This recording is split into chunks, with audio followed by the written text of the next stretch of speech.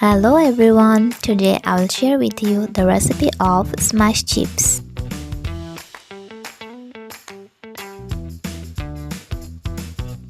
For this, we will take cucumber, lemon, green chili, coriander leaves and onion.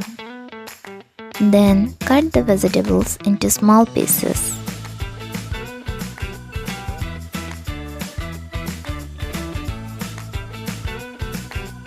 These are our alus and sun chips.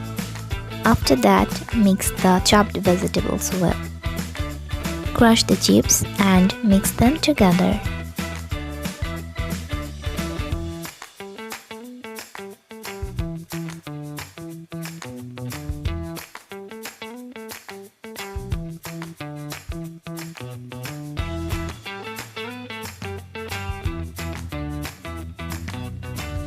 So finally, this is our delicious smashed chips.